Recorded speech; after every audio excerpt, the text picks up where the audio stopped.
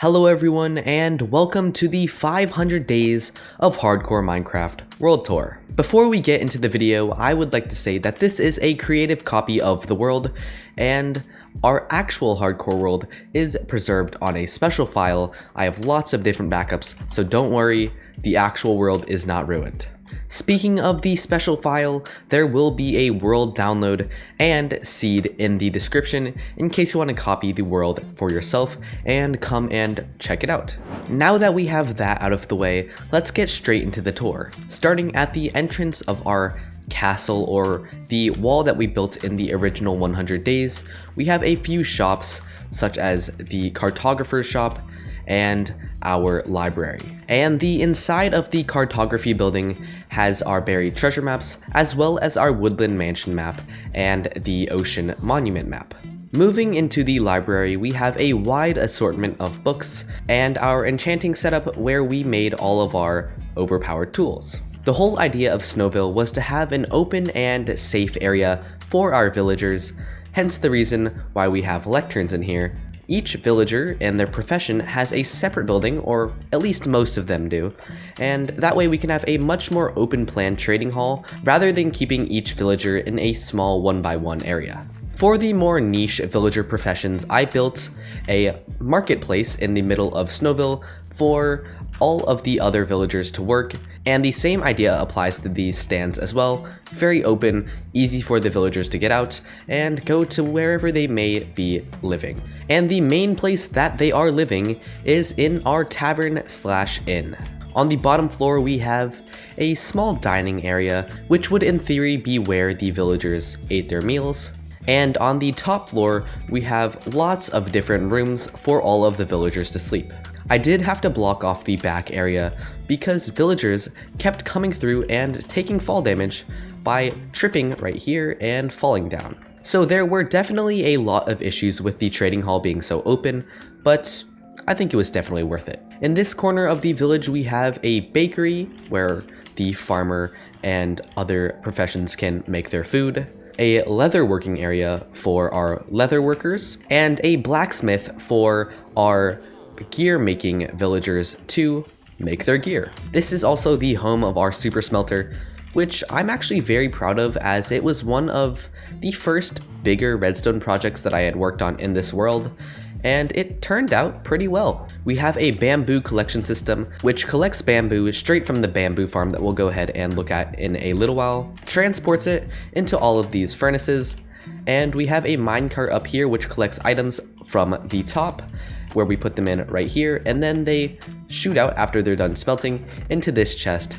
It's just a very simple but convenient system that has saved me a lot of time and tears because I hate smelting. It's just so boring. The next building is our apiary, the home of our bees, and you may notice that there are a lot of bees in here, and that was actually because of a bug which caused the bees to duplicate. So there's definitely way too many in there, but I just don't know what to do with them. So I guess they'll just have to deal with the overcrowding. My plan for a villager expansion was to build a ton of villager residential houses where we could basically increase the amount of villagers that we had exponentially. Unfortunately, I never got around to building the interiors and therefore the sleeping areas for the villagers, but it still helped with filling up the empty space that we had in Snowville. I also built a small convenience/general store for the villagers to shop in. As with many of the other builds, I did not build an interior, but hopefully the exteriors make up for the lack of the interiors. One of the more niche villager professions, the leather worker, actually got two different buildings to work in, or at least kind of got two different buildings to work in.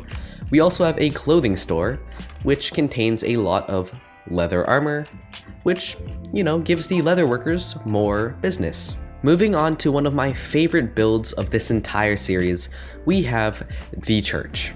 This was one of the first builds that I ever made, and to be honest, I think it turned out really well. Let's just not talk about this.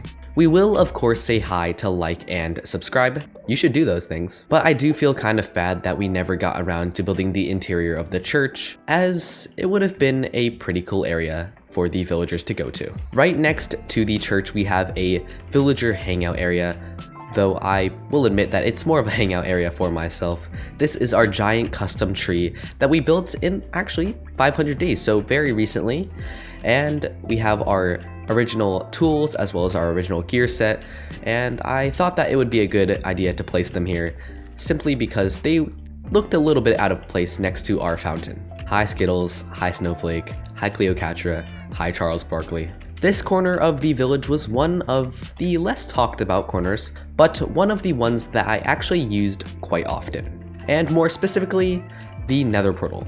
I used this portal hundreds of times throughout this series, and while it is simple, it definitely is way better than the normal portal. Right next to the castle, we have a barracks / garrison for our soldiers.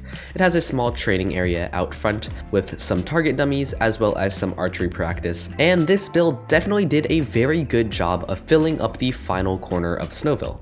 To wrap things up in Snowville, we have my favorite build of this village, the castle. The one part that I'm not super happy about this castle is the texturing. I definitely could have done a better job of making a gradient, but the shape is good, and overall, the build turned out very good. Piston door. And what would a castle be without a throne room? We have some of our most important objects in here: the dragon egg, a dragon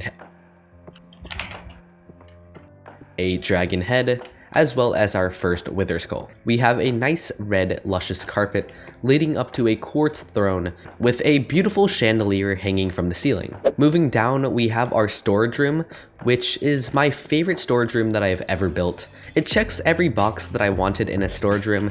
It looks good, it has lots of different storage, and is very easily accessible. And arguably, the best part of this storage room is our small aquarium with all of our axolotls. Hello Icy, hello Skies, and hello Ito. Another cool part about this storage room is the way that we escape it or get out of it. We have a nice piston elevator, which unfortunately is not my original design. My brain is definitely not smart enough to build a redstone contraption like this, but it's still very cool. Now, time to move outside of Snowville. Here we have our impromptu / makeshift industrial area. We have a sugarcane farm, as well as a bamboo farm, which, as I said previously, funnels all of our bamboo to the super smelter. And let's check. Ooh, that's actually a lot of sugarcane. This is my quad iron farm, which has produced thousands and probably hundreds of thousands of iron ingots, though this iron golem right here is currently breaking the farm. Normally, I would just exterminate it, but right now I don't need any more iron. And this is the quarry. Unfortunately, I have not managed to dig all of the way down to the bottom of the world yet, but it's still pretty impressive considering that a large portion was dug with iron pickaxes and honestly just bad tools. You know what? Let's see how much more we needed to dig to get to the bottom of the world.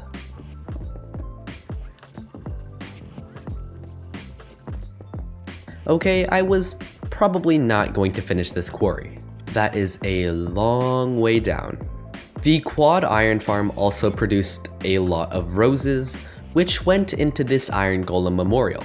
This field started out small, but over time it slowly grew into what it is today. I also made this iron golem head in the middle of the field to make a sort of centerpiece, as before it was just a field of roses and didn't have any way to signify, other than the copious amount of roses, that this was a memorial for the iron golems. If we travel a little ways away from Snowville, we will find the creeper farm as well as the drowned farm, although the drowned farm is a little bit hard to see and is currently broken due to the new 1.18 spawning changes. The amount of time that it took to gather all of the trapdoors for this farm was definitely worth it, as without the farm I would have never been able to do all of the different things that I did in this series, simply because I wouldn't have had a way of getting around. I have the elytra, but I still need the rockets. Or I guess I don't because of the ridiculously large creeper farm. The final build that I wanted to talk about in the overworld was the Shulker farm. I still think that this farm is incredibly overpowered simply because it was so easy to make. The only really difficult part of building this farm was gathering the Shulker, but other than that, all I had to do was make a few nether portals and a little collection system in the nether. I'm definitely not going to argue with the farm being in the game though, as it makes gathering Shulker shells so much easier. Alright, so moving into the nether, we have the unfinished nether hub, which, will generate now. And my plan was to make a bunch of these little orbs for each of the different locations, but I just never got around to making them, as time in these 100-day series is very short and very valuable. It looks like a chicken jockey spawned in the nether portal and then died, and that's why we have a chicken right there. This is why I don't need to currently fix the iron farm. I would highly recommend that anyone wishing to make an efficient iron farm build the one that I have in this world. It's from a tutorial from Shulker, and it's just so efficient. And to cap things off, let's talk about the Enderman farm. I don't know if I've ever showed the entire farm on camera, as most of the time I'm just down below killing the actual Enderman, but here it is in case you want to know what it looks like. This is another build from Shulker, though I do believe that iJevin designed the farm originally. I could be wrong about that, and feel free to correct me in the comments, but if I remember correctly, it was iJevin who originally made the farm. To deal with all of the extra ender pearls, I made a small little dispenser that basically shoots out the pearls off the side. We have a chest here to put extra ender pearls in, and an enchanting setup on the other side. It's very simple, but this XP farm has pretty much lasted me throughout this entire series, and it's one of the most underrated parts of this world. But with that, our entire world has been toured, and that is everything we've managed to build up to 500 days. As I said previously, the world download and seed will be in the description. Feel free to check out the world if you want for yourself. And the final thing that I want to talk about is the future of this series. As of right now, I don't know if I'm going to be making a 600 days of hardcore Minecraft, as these videos take a huge amount of time to make, and I have a bunch of other really cool projects currently in the works.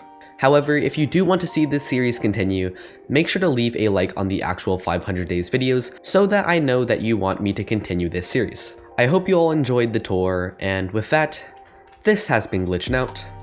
Goodbye everyone. Make sure to like and subscribe.